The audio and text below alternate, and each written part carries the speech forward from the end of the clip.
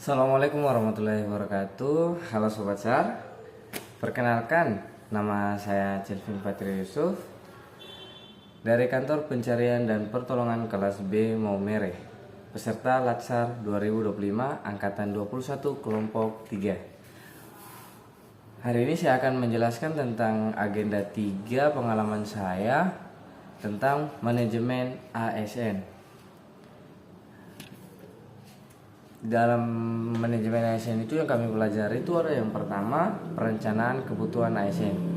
Proses penetapan jumlah jenis dan kualifikasi jabatan ASN yang dibutuhkan untuk menjamin kelancaran pelaksanaan tugas organisasi sesuai dengan beban kerja dan tujuan strategis instansi pemerintah. Dengan tujuan menjamin efektivitas pelaksanaan fungsi instansi pemerintah, menghindari kelebihan atau kekurangan pegawai, mewujudkan birokrasi yang tepat jumlah, tepat fungsi, dan tepat kompetensi. Metode disusun dengan analisa jabatan atau ANJAP yang selaras dengan tugas dan fungsi organisasi. Yang kedua, ada pengadaan ASN, di mana proses mengisi kebutuhan jabatan dalam instansi pemerintah melalui seleksi secara terbuka dan kompetitif berdasarkan prinsip sistem merit untuk mendapatkan pegawai negeri sipil PNS dan pegawai pemerintah dengan perjanjian kerja atau P3K yang kompeten dan profesional, dengan tujuan mengisi jabatan yang kosong secara tepat waktu dan tepat orang, menjamin terpenuhinya kebutuhan instansi terhadap SDM yang berintegritas, kompeten, dan akuntabel, menyaring ASN melalui proses yang transparan, objektif, adil, dan bebas KKN. Pengembangan sistem pengadaan ASN akuisisi talenta dalam hal kebutuhan talenta belum dapat dipenuhi dari kelompok internal dan talenta terbaik instansi lain. Pemenuhan kebutuhan dilakukan dari pengadaan ASN yang meliputi open recruitment, yaitu open recruitment terbuka. Informasi lowongan diumumkan secara luas dan rekrutmen dilakukan secara terbuka. Terus ada close recruitment, rekrutmen tertutup untuk mengisi kebutuhan khusus pada jabatan non manajerial dengan persyaratan khusus tertentu. Target rekrutmen bekerjasama dengan sekolah kedinasan dan perguruan tinggi terbaik di Indonesia, termasuk dengan diaspora. Talenta scouting terdiri dari headhunter untuk mengisi posisi strategis tingkat manajerial dengan keahlian spesifik yang sulit ditemukan melalui rekrutmen umum, dan pro hire untuk mengisi kebutuhan ASN dengan keahlian khusus dan spesifikasi yang sulit ditemukan melalui rekrutmen umum. Yang berikut, penguatan budaya kerja dan citra. Budaya kerja harus berlandaskan nilai dasar ASN, yaitu berakhlak, mengacu pola pikir dan perilaku kerja ASN yang mencerminkan nilai dasar tersebut dan harus diinternalisasikan dalam setiap kegiatan organisasi. Dasar hukum undang-undang ASN menekankan pentingnya integritas dan profesional ASN untuk membangun kepercayaan publik dan meningkatkan citra positif institusi pemerintah. Penguatan citra institusi dilakukan melalui kinerja yang akuntabel dan berdampak, disiplin dan etika profesi ASN, pelayanan publik dan berkualitas, transparansi, akuntabilitas, manajemen ASN. Tujuan penguatan budaya kerja dan citra institusi membangun birokrasi yang profesional, adaptif, dan melayani, menumbuhkan kepercayaan masyarakat terhadap ASN dan instansi pemerintah, menjadikan ASN sebagai teladan integritas dan pelayanan publik. Yang keempat adalah pengelolaan kinerja ASN. Di sini juga mengatur tentang itu, proses sistematis dan berkelanjutan yang mencakup perencanaan pemantauan, pemindahan, penilaian, dan tindak lanjut kinerja individu ASN yang berorientasi pada hasil dan selaras dengan tujuan serta kinerja organisasi. Pelaksanaan dilaksanakan secara sistematis dan berkelanjutan berdasarkan perencanaan kinerja, pelaksanaan, pemantauan, dan pembinaan kinerja, penilaian kerja tindak lanjut hasil kerja, dan sistem informasi kinerja. Tujuannya menjamin pencapaian kinerja organisasi melalui peningkatan kualitas dan kapasitas pegawai ASN, meningkatkan akuntabilitas dan efektivitas organisasi pemerintah, menjadi dasar dalam pengembangan karir, pemberian penghargaan, sanksi, dan penghasilan berbasis kinerja. Mendorong budaya kerja yang berorientasi pada hasil result oriented atau kultur.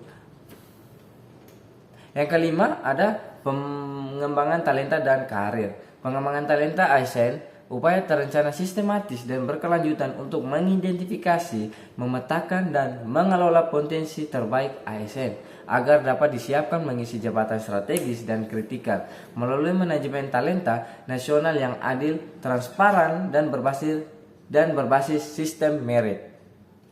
Pengembangan karir bagian dari manajemen ASN yang dilakukan untuk memberikan kesempatan promosi dan rotasi jabatan yang sesuai dengan kompetensi, potensi, dan kinerja pegawai dengan tujuan meningkatkan kapasitas individu dan efektivitas organisasi. Tujuan menyiapkan pemimpin dan pegawai unggul untuk jabatan strategis di masa depan, menjamin bahwa ASN dengan kinerja dan potensi terbaik mendapat ruang pengembangan, mendukung terciptanya birokrasi yang profesional, adaptif, dan berdaya saing global. Yang keenam, pengembangan kompetensi. Definisi: proses meningkatkan kemampuan pengetahuan, keterampilan, dan sikap perilaku ASN agar dapat menjalankan tugas jabatannya secara profesional serta berdaya saing dan adaptif terhadap perubahan. Hak dan pelaksanaan: setiap pegawai ASN mempunyai hak dan kesempatan untuk mengembangkan kompetensi, dilaksanakan secara terencana, terstruktur, dan berkelanjutan berdasarkan kebutuhan pengembangan kompetensi individu dan organisasi. Tujuannya meningkatkan kualitas pelayanan publik dan kinerja organisasi, mempersiapkan ASN dalam menghadapi tantangan dan perubahan, mendukung sistem merit, dan menjamin talenta nasional. Mendorong terwujudnya ASN profesional, berintegritas, dan adaptif terhadap teknologi serta dinamika global. Yang ketujuh, penghargaan dan pengakuan, di mana definisinya pemberian penghargaan dan pengakuan adalah bagian dari manajemen ASN yang bertujuan untuk mendorong motivasi, prestasi, dan loyalitas pegawai melalui bentuk penghormatan atau kompensasi atas kinerjanya, dedikasi, dan kontribusi yang luar biasa terhadap organisasi dan negara. Bentuk penghargaan dan pengakuan: tunjangan kinerja, kenaikan pangkat, kesempatan pengembangan kompetensi, promosi jabatan, tanda kehormatan, dan penghargaan lainnya sesuai ketentuan peraturan perundang-undangan. Tujuannya memberikan insentif moral dan material bagi ASN berprestasi, menumbuhkan budaya kinerja tinggi dan profesionalisme, meningkatkan motivasi, loyalitas, dan integritas ASN, mendukung iklim kompetensi dan berbasis merit di instansi pemerintah. Dan yang terakhir adalah pemberhentian ASN. Definisi pengakhiran hubungan kerja atau kedudukan ASN dari jabatannya baik secara hormat maupun tidak hormat sesuai dengan peraturan undang-undang berlaku bagi pegawai negeri sipil PNS dan pegawai pemerintah dengan perjanjian kerja atau P3K.